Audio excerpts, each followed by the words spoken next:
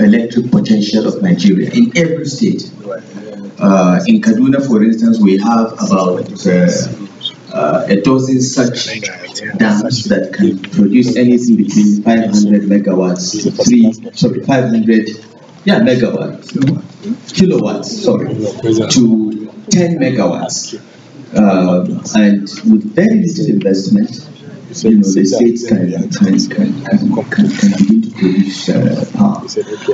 But there are major projects, particularly in the northeast. I'm surprised that we all forgot to mention Mambila Hydro, which can produce up to 4,000 megawatts of electricity.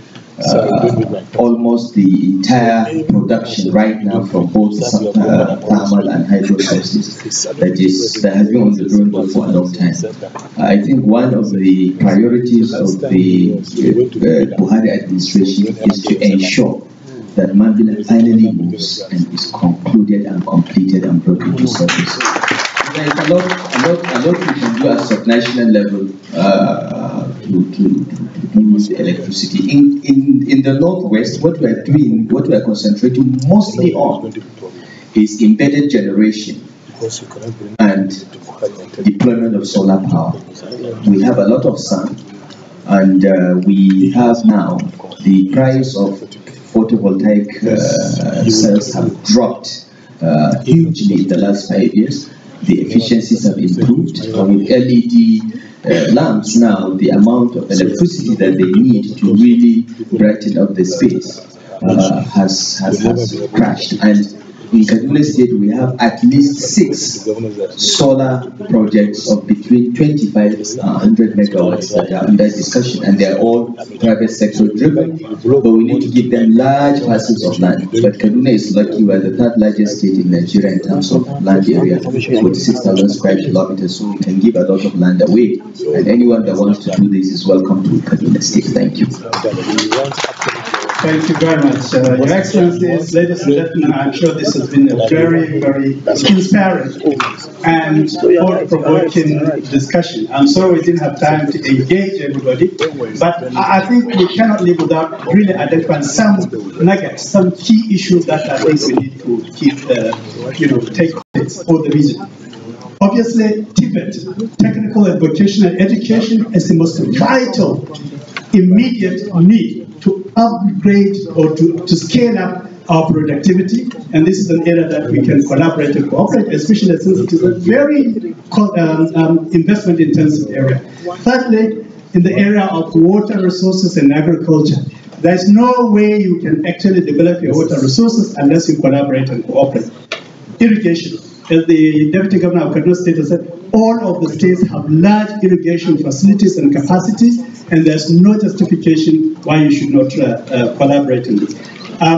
Processing of agricultural products, you don't have to process in every state. I'm sure we can put together processing centers or indeed industrial parks that will serve a zone or even all the zones together. So clearly, also in areas of health, shared facilities, particularly for specific issues that we can now focus and get a center that will really address the issue and the problems.